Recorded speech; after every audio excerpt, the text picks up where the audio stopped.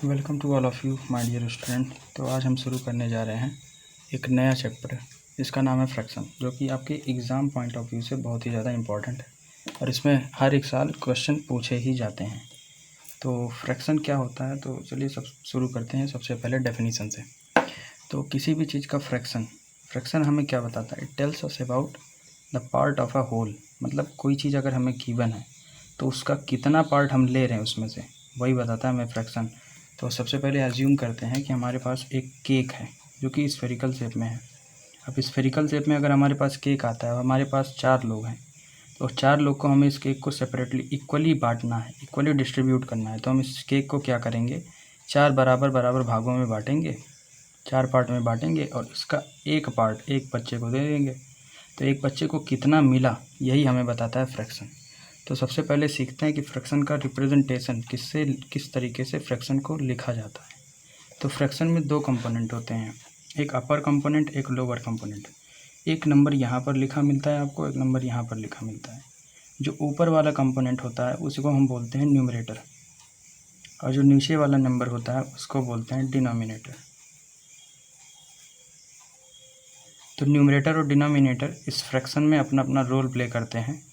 Numerator हमें बताता है कि हम किसी टोटल पार्ट का कितना पार्ट ले रहे हैं।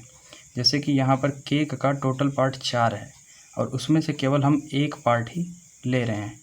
तो ये जो न्यूमरेटर होगा वो टोटल 1 पार्ट हम ले रहे हैं, तो न्यूमरेटर की जगह पे हम लिखेंगे 1। और डिनोमिनेटर की जगह पर हमारे पास टोटल पार्ट कितना है, लेकिन पार्ट होना चाहिए इक्वली। अगर इक्वल नहीं होगा तो हम बराबर बराबर डिस्ट्रीब्यूट नहीं कर सकते, तो ये फ्रैक्शन नहीं बनेगा। तो फ्रैक्शन बनाने के लिए सबसे पहले डिनोमिनेटर में हमें चेक करना है total number of equal parts कितने हैं। तो यहाँ पर इक्वल पार्ट्स 4 हैं, तो डिनोमिनेटर में हम लिखेंगे 4। तो ये होगा, न्यूमरेटर जो होता है वो हमें बताता है नंबर ऑफ़ पार्ट्स टेकन, कि कितना हम पार्ट एट अ टाइम किसी एक समय में ले रहे हैं। और जो डिनोमिनेटर है वो हमें बताता है कि कितना पार्ट हमने टोटल एज्यूम किया है। तो टोटल नंबर ऑफ पार्ट हमें बताता है डिनोमिनेटर, और ये दोनों मिल करके आपका फ्रैक्शन बनाते हैं। और इसमें जो बीच का ये जो लाइन होता है, इसको लगाना बहुत ही ज़्यादा ज़रूरी है, क्योंकि इसी के ज़रिए आप न्यूमरेटर और डिनोमिनेटर को सेपरेट करते हैं। कहीं कहीं पर आप लोग को कॉपी में लाइन मिलेगी तो आप लोग नहीं लगाना चाहते, लेकिन आपको लगाना पड़ेगा। तो ये हो गया फ्रैक्शन की बात। अब फ्रैक्शन में हमने आपको बताया कि फ्रैक्शन में 2 पार्ट होते हैं, एक न्यूमरेटर एक डिनोमिनेटर। न्यूमरेटर जो होता है वो टोटल पार्ट्स हम कितना ले रहे हैं वो होता है, और डिनोमिनेटर क्या होता है, जितने हमने टोटल इक्वल पार्ट्स एज्यूम किए हैं, माने हैं, वो। तो आइए इस पर कुछ क्वेश्चन करते हैं, उसके बाद हमारा कॉन्सेप्ट जो होगा और क्लियर हो जाएगा और हम क्वेश्चन को ईजिली अटेंड कर सकते हैं। तो सबसे पहला हम क्वेश्चन ले रहे हैं, यहाँ पे क्या ले रहे हैं, यहाँ पे हम एक स्क्वायर को, ढेर सारे स्क्वायर को इक्वली सेपरेट करते हैं। ढेर सारे स्क्वायर बनाएंगे, ये मान लिए हमने ऐसे ऐसे फिगर ड्रॉ किया। अब यहाँ फिगर जो आपका होना चाहिए वो सब इक्वल पार्ट्स होने चाहिए। जैसे जितना बड़ा ये आपका फिगर है, सेम इतना बड़ा ये भी होना चाहिए। अब मान लीजिए हमें क्वेश्चन में गिवन है कि हमको इतने पार्ट्स ले लेने हैं इसमें से। तो इतने पार्ट्स लेने का मतलब हम इसका फ्रैक्शन, हमसे पूछेगा कि right the fraction of the given shape. इस शेप का फ्रैक्शन लिखो in respect of shaded region, मतलब शेडेड रीजन के अकॉर्डिंग, जितना हमने शेड किया है उसके अकॉर्डिंग इसका फ्रैक्शन क्या होगा। तो सबसे पहले फ्रैक्शन के लिए हमें पता करना होगा टोटल नंबर ऑफ़ पार्ट्स हमने लिया कितना है, क्योंकि डिनोमिनेटर में वही चाहिए। फ्रैक्शन बनाने के लिए तो 2 ही चीज़ चाहिए, एक न्यूमरेटर एक डिनोमिनेटर। तो डिनोमिनेटर में हमें चाहिए कि हमने टोटल नंबर ऑफ़ पार्ट्स लिया कितना है। तो आइए गिनते हैं। यहाँ पे ये हो गया पहला पार्ट 1, ये हो गया सेकंड पार्ट 2, ये थर्ड, ये फोर्थ, ये फिफ्थ, ये सिक्स्थ, ये सेवन्थ। तो टोटल नंबर ऑफ़ पार्ट्स हो गया हमारे पास 7, जो कि चला जाएगा डिनोमिनेटर में। अब number of parts taken, numerator में हम क्या भरते हैं, नंबर ऑफ़ पार्ट्स टेकन, मतलब एट अ टाइम हम कितना पार्ट ले रहे हैं। तो इसमें से हम टोटल 3 पार्ट ले रहे हैं, तो ये जो 3 हो जाएगा वो न्यूमरेटर में चला जाएगा और हमारा फ्रैक्शन बन जाएगा 3/7। अब इस फ्रैक्शन को कई तरीके से आप पढ़ सकते हैं। जैसे कि इस फ्रैक्शन को हम पढ़ सकते हैं 3/7, कहीं 3/7 लिखा जाता है, और कहीं पर 3/7 लिखा जाता है। तो सारे के सारे तरीके जो हैं वो सही हैं, आपको जो अच्छा लगता है आप उसको पढ़ सकते हैं। तो ये बातें हुई। आइए एक और क्वेश्चन लेते हैं जो आपके कॉपी पर लिखा हुआ है। तो इसका फ्रैक्शन बनाना है हमको शेडेड रीजन के अकॉर्डिंग। तो क्वेश्चन दो तरह से आ सकता है, आपको शेडेड रीजन भी बोल सकता है और अनशेडेड रीजन भी बोल सकता है। शेडेड का मतलब कौन सा कलर्ड पार्ट है, अनशेडेड का मतलब कौन सा कलर्ड पार्ट नहीं है।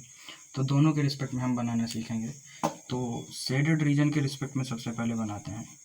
तो शेडेड रीजन के रिस्पेक्ट में यहाँ पर हमें टोटल पार्ट्स तो हमारे में दोनों में वही रहेगा, चाहे शेडेड की बात करें चाहे अनशेडेड की बात करें। तो टोटल पार्ट जो हमने फ्रैक्शन का लिया है वो हमारा इक्वल रहेगा। जैसे कि यहाँ पर टोटल पार्ट जो है 1 2 3 4 5 6 7 8 टोटल पार्ट्स हैं। तो टोटल पार्ट्स जो होता है दोनों ही फ्रैक्शन में, चाहे वो अनशेडेड के लिए हो चाहे शेडेड के लिए हो, सेम रहेगा। लेकिन हम कितना पार्ट ले रहे हैं उस पर हमारा फ्रैक्शन डिपेंड करेगा। अब शेडेड के रिस्पेक्ट में जब बोला जाएगा, बात कही जाएगी, तो हम शेडेड वाला पार्ट गिनेंगे कि हमने कितना लिया। अनशेडेड की बात कही जाएगी तो हम अनशेडेड के रिस्पेक्ट में देखेंगे हमने कितना पार्ट लिया। तो शेडेड के रिस्पेक्ट में देखते हैं हमने कितना पार्ट लिया है। तो यहाँ पर गिनते हैं 1 2 3 एंड 4। तो यहाँ पर हमारा फ्रैक्शन जो हो जाएगा वो 4/8 हो जाएगा शेडेड के रिस्पेक्ट में। और अनशेडेड की बात करें तो अनशेडेड के रिस्पेक्ट में भी देखिए 1 2 3 4, यहाँ पर भी 4/8 आ रहा है। और आप देख ही सकते हैं जितना हमारे पास शेडेड रीजन है उतना ही अनशेडेड रीजन है, मतलब दोनों के दोनों इक्वल हैं।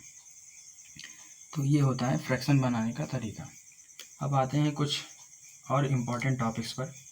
तो सबसे पहले हम यहाँ पर एक क्वेश्चन और लेते हैं जो कि थोड़ा सा टिपिकल है, लेकिन आपके बुक की NCERT की एक्सरसाइज का ही है। तो फ्रैक्शन क्वेश्चन है कि what fraction of a day is 8 hour. What fraction of a day is 8 hours. मतलब जैसे कि आप सभी को पता होगा कि एक दिन में हमारे पास 24 टोटल आवर होते हैं। वन डे में हमारे पास टोटल 24 आवर होते हैं। अब अगर कोई कहता है कि 8 आवर एक दिन का कितना फ्रैक्शन है, what fraction of a day, एक दिन का, एक डे का 8 आवर कितना फ्रैक्शन है। फ्रैक्शन का मतलब यहाँ कितना पार्ट है।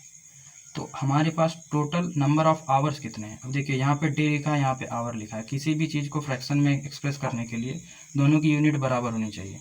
तो या तो हम डे को आवर में कन्वर्ट कर लें या तो आवर को डे में कन्वर्ट कर लें। तो हमारे लिए ये आसान होता है क्योंकि हमें पता होता है वन डे में 24 आवर्स होते हैं। तो इसका फ्रैक्शन बनाने के लिए सबसे पहले हमें टोटल पार्ट लिखना होगा। फ्रैक्शन में यही चीज़ चाहिए होता है, टोटल पार्ट और कितना हम ले रहे हैं वो पार्ट। तो टोटल पार्ट यानी कि टोटल, या आवर की बात हो रही है तो टोटल आवर्स हो जाएगा। तो टोटल नंबर ऑफ आवर्स हमारे पास कितने हैं, टोटल नंबर ऑफ आवर्स जो है हमारे पास वो हैं 24, क्योंकि एक दिन की बात हुई है। तो यहाँ पे टोटल नंबर ऑफ आवर्स हो गए हमारे पास 24 आवर्स। और हमसे पूछ क्या रहा है, हमसे पूछ रहा है 8 आवर्स कितना पार्ट होगा। तो हमें कितने पार्ट लेने हैं, हमें लेने हैं 8 आवर्स। तो नंबर ऑफ पार्ट्स टेकन हो जाएगा या नंबर ऑफ आवर्स टेकन हो जाएगा 8 आवर्स। तो यहाँ पर हमारा फ्रैक्शन क्या बनेगा, टोटल पार्ट्स जो होता है किसी भी फ्रैक्शन का टोटल पार्ट हम लिखते हैं डिनोमिनेटर में और कितना हम ले रहे हैं उसको लिखते हैं न्यूमरेटर में। तो टोटल पार्ट हम लिखेंगे डिनोमिनेटर में, यानी कि 24 जो हो जाएगा वो हमारा चला जाएगा डिनोमिनेटर में। और पार्ट्स जो टेकन है मतलब जितना नंबर ऑफ आवर हम ले रहे हैं वो हमारा चला जाएगा न्यूमरेटर में। तो न्यूमरेटर में कितना हो जाएगा, हम 8 ही आवर ले रहे हैं। तो 8 आवर ले रहे हैं तो 8 आवर के रिस्पेक्ट में यहाँ पर हमारा 8/24 आ जाएगा। अब देखिए, अब किसी भी फ्रैक्शन को सिंपलेस्ट फॉर्म में, अभी आप ये टॉपिक आगे सीखेंगे तो मैं आपको धीरे धीरे बताऊंगा कि वहाँ पर किसी फ्रैक्शन में अगर जब बड़े बड़े नंबर आते हैं तो बड़े बड़े नंबर को हम सिंपलेस्ट फॉर्म में, सिंपल रेशियो में एक्सप्रेस करना चाहते हैं ताकि हमारी कैलकुलेशन आगे चल के आसान हो सके। तो 8/24 को सिंपलेस्ट फॉर्म में करने का तरीका ये है कि कोई भी आप एक ऐसा नंबर एज्यूम करिए जो दोनों को डिवाइड कर देता हो, जो दोनों को पूरी तरह से कम्प्लीटली डिवाइड कर देता हो। कोई सा भी आप नंबर एज्यूम करिए, जैसे कि हम मान लेते हैं 4 यहाँ पर।